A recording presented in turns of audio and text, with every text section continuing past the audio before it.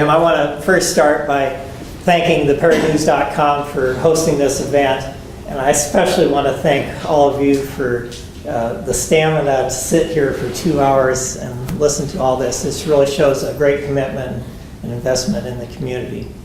I'm Warren Varley, and I'm running for the Iowa House because Perry and Dawson and Linden and Panora and Stewart and all the rest of Iowa House District 20 deserves effective representation in our state capital. I'm a farmer, a lifelong farmer, a 25-year attorney and small business person, and I have a passion for economic development. I understand the concerns, Julie referenced them, but more importantly, I understand that we have a lot of potential that is just waiting to be unleashed. It's more than what you would think, but we really, I've seen so much in my experience through being an attorney and being in rural economic development. For instance, in Stewart, we worked with a group that built 32 beautiful new homes, and we have 42 duplex units in the town. This in a town that 3 years prior, we accomplished that in less than 3 years. 3 years prior, we were lucky to do 3 new homes. I've worked with a group of local farmers, worked with Farm Bureau members, worked with local investors, worked with the local REC, and we put up 13 wind turbines. And now that local rural electric cooperative is generating a quarter of the energy that it distributes, where instead of buying it off the grid. And we have farmers that are producing electricity instead of just being landlords to a wind turbine that Mid-America owns. I led Midwest Partnership, a local regional economic development group. And one of the things that we accomplished while I was there was to initiate an employer educator summit. The one this year is going to be in Panora. And what we do is we gather together business leaders, employers, educators, community college and high school educators, and we work on coming up with innovative solutions for filling the middle skills gap that we have in our workforce. Now, this is not about me. This is about public service. And I learned public service from my father, Andy Varley, who served as a state representative representing this area, became Speaker of the House. And I think right now, we Iowans are sick and tired of the two extremes butting heads, putting us into persistent gridlock, while the lobbyists are writing the legislation. What my dad did was work to build a consensus. He worked across the aisle. He brought people together around the idea that what we're trying to do is what's best for the people of Iowa. That's what we need. That's what I want to do.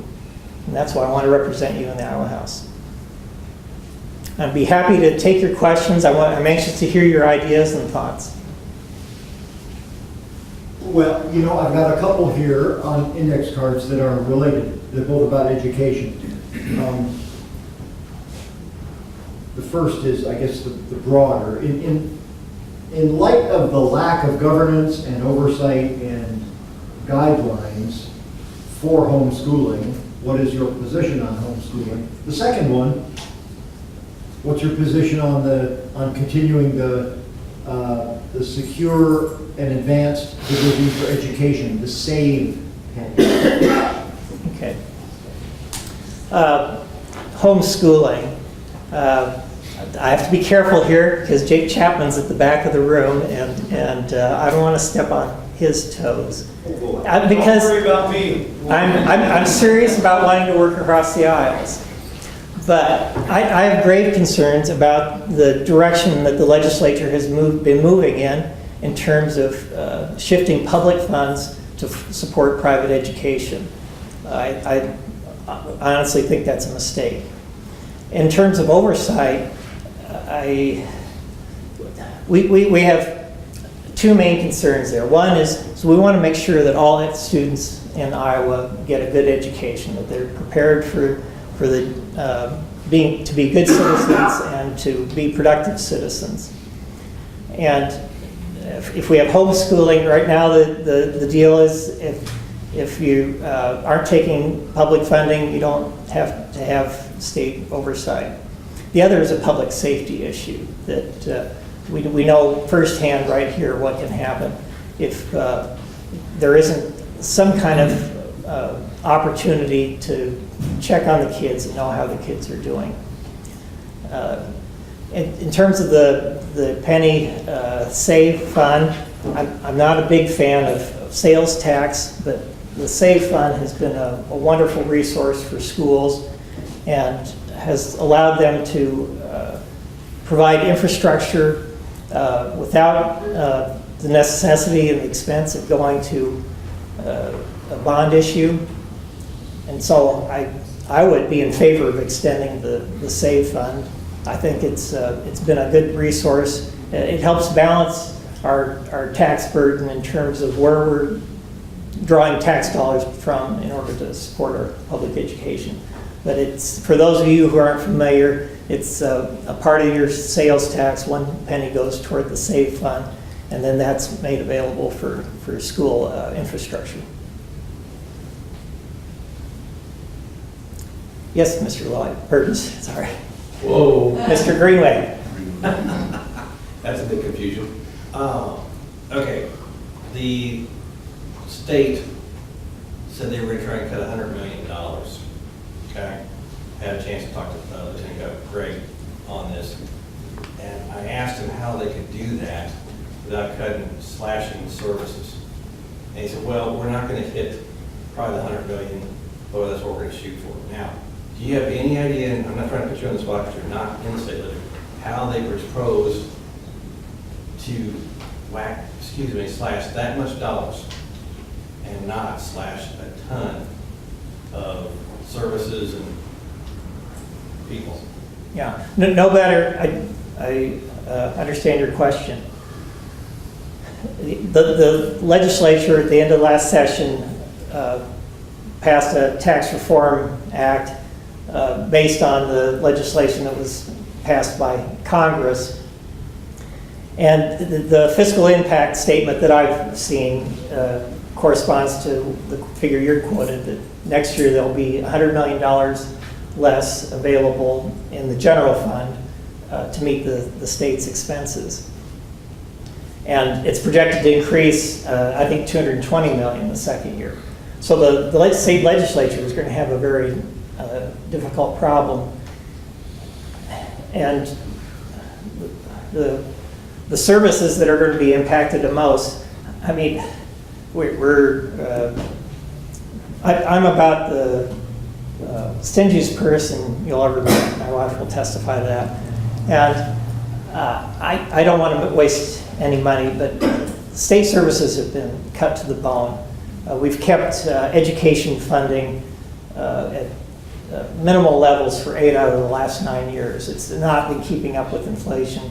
I'm sure any of you who know teachers know what a struggle it's been for them to find resources, how difficult it is for school boards to adequately fund positions so that it's hard to keep and acquire and retain teachers. So having $100 million less is going to cause a terrible burden. And of course, you no doubt heard about the Medicaid crisis. Not just from the TV ads. If you talk to anybody who receives services, you know that people are being turned down for services. If you talk to anybody who's a provider, whether it's public or private, the delay in payments, sometimes a half a year, longer than that, is placing many providers in terrible financial straits. We just heard this week that St. Gregory's over in Bayard is changing hands because they cannot continue to function because of the low or the slow payments that they're getting on their Medicaid patients. So it's going to be a terrible crisis. It's going to be a very difficult task that the legislature is facing this January. Well, I'd follow up on that if I may. Governor Reynolds was in town just a couple of days ago and said, among other things, that there's no going back. We can't reverse course on Medicaid privatization. The infrastructure's gone. And anybody who tries to tell you different in advertising or what have you is just telling you what you want to hear. Your reaction? I respectfully disagree. When the state was operating Medicaid, the administrative costs were running between 4 to 5% of what was being paid out for services. Now with the private companies, the percentages, and it varies from company and report to report, but it's running from 12 to 20%, somewhere in that range. Now those are tax dollars that are not going to provide health care to patients. And that alone, I think, is a reason to look at going back. Now, it might not be easy to go back, it might not be quick, but I think it's pretty clear that we tried an experiment. It wasn't working for the companies either. You know, we had several providers that embarked on the system, agreed to provide services, and then pulled out of the program. So I think we're going to have to look at doing things differently. How hard or easy it is, I can't say, but I disagree that we can't go back. Yes, sir, Mayor. Yes, in Perry, as you well know, as well as, unfortunately, many other communities across the state have faced horrific incidents occurring with kids, you know, being starved, being burned, being beaten, on and on and on it goes. What would you propose to address that? I think it's multifaceted, but what are some ideas you have to look at to deal with that? Yeah, well, our county attorney made a reference to that. A lot of what law enforcement is having to deal with is, and our schools, to be real frank, is the mental health crisis that we have in this state. We should be really ashamed that we're 50th in the country in terms of mental health beds per capita. And that's not because we're all saner than people everywhere else. We'd like to think that, but that's not the reason. I just think that's a travesty. And I saw it as, I did dozens of civil commitment cases, and I saw how hard it was. We sometimes spend hours in the county attorney's office looking for a bed for a patient that had a mental health issue or a substance abuse issue. This has to be addressed. I mean, it's not just a financial issue, it's a moral issue.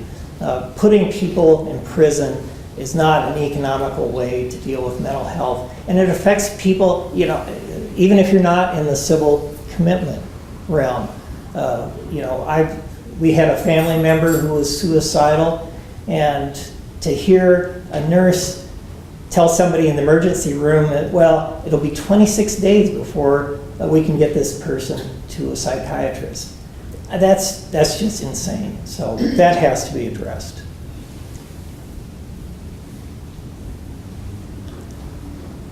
If there are no further questions, I'm more than ready to wrap it up because it's been a long night for you and me. Any last points that you haven't hit yet? I think I'll just wrap it up, Jim, if that's all right with you.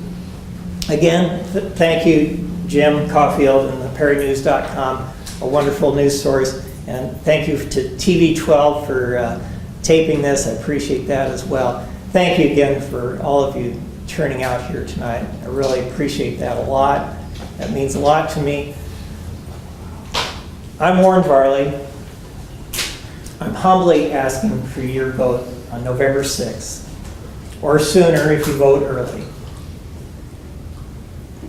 You've seen me, I'm sure, if you're around town at all. I've been at your public events, I've been in your restaurants, I've been in meetings, I've been in your stores, and you're going to see more of me if you choose me as your representative. I want to be responsive to you, I want to represent you. Almost every place I go, I run into Warren, and That's the truth. I want to thank you for spending so much time in Perry and showing such great interest. Well, thank you, Mayor. That means a lot to me. One more. The real reason I'm running is a lot of people whom I respect asked me to run, including my parents, Andrew and Marilyn Varley. But the most important person was my wife, Karen, who's sitting in the back in the Varley t-shirt.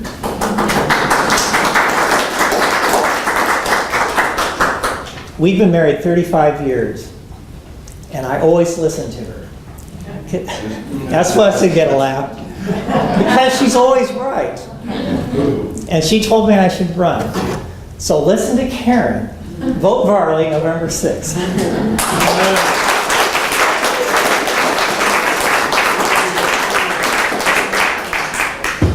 Thanks, Warren, and thanks all the candidates for participating tonight. It seems like it's been a very informative and most enjoyable evening.